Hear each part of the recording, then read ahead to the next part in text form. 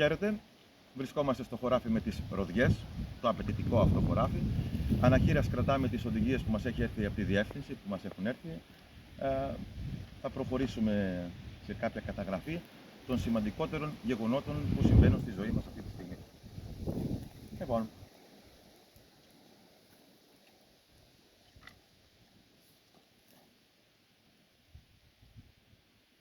μισό λεπτό να κάνουμε μια μικρή αλλαγή.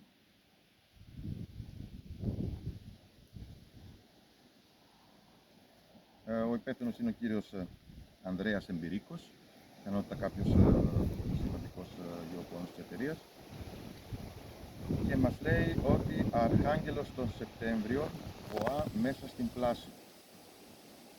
ΒΟΑ, ο Αρχάγγελος τον Σεπτέμβριο μέσα στην πλάση. Είναι λίγο περίεργες οδηγίες οι οποίες έχουν δοθεί αυτή τη στιγμή. Πάμε να δούμε τι μας λέει τώρα.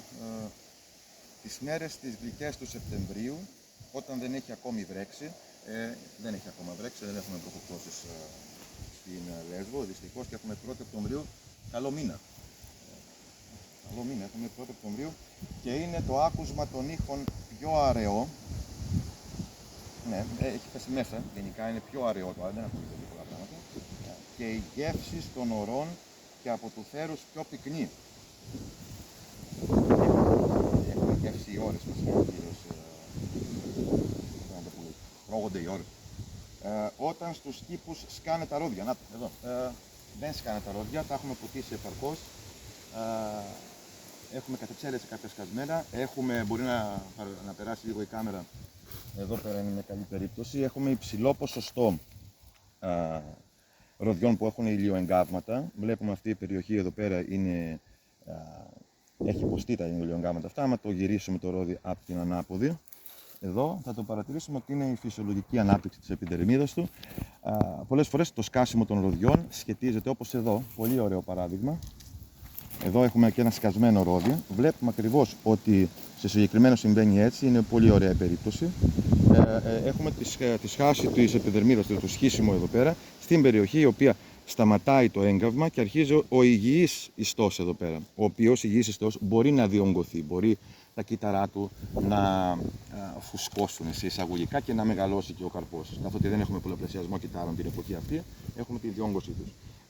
Στην περιοχή που είναι καμένη δεν μπορεί να συμβεί αυτό, στην άλλη μπορεί. Έχουμε λοιπόν διάρρηξη λόγω διαφορετικής ελαστικότητας.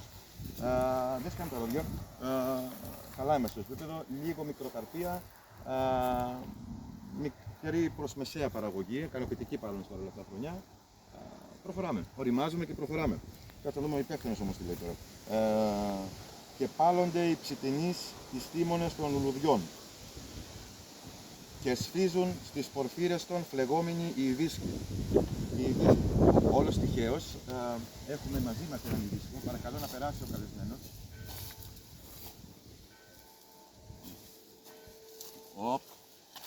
Ένας ειδίσκος εξαιρετικός, όπως τον λέει, οι ψητενείς και οι στίμονες των λουλουδιών, οι στίμονες του ειδίσκου, πολύ εντυπωσιακός, λίγο ταλαιπωρημένος ο κύριος εδώ πέρα όσον αφορά τα άνθη του.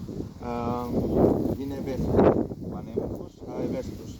Η ξαδέρφη σας, ο ειδίσκος, συγγενεύει δύο σημαντικά φυτά,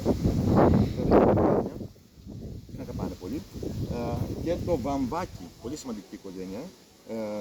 Το βαμβάκι είχε πολλά προβλήματα φέτος, πλημμύρες, καταστροφές. Το σόι σας δυσκολεύεται. Λοιπόν, φλεγόμενοι ειδίσκοι αυτοί, όλοι αυτοί είναι σαν υπερβέβαιοι γαμβροί που στον νυμφών χτυπούν τις θύρες. Τότε σαν να είναι πάντα καλοκαίρι, δεν το συλλαβίζω σωστά, θα μπορούσα να το ξαναπώ, αλλά για χάρη τέτοια δεν είναι. Και εδώ σε παρένθεση μέσα, κάτσε να δούμε, γιατί όποια και αν είναι η εποχή, ο πόθος είναι πάντα θέρος. Σε παρένθεση αυτό. Τι είναι αυτό, είναι μια δήλωση, μήπως είναι μια ευχή?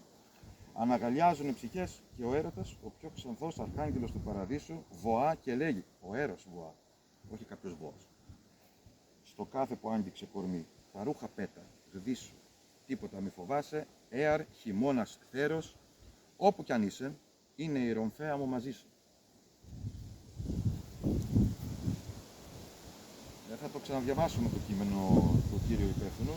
Είναι απαιτητικό, δεν είναι κανένα που εξεγέλασε να μας λέει τρόπο.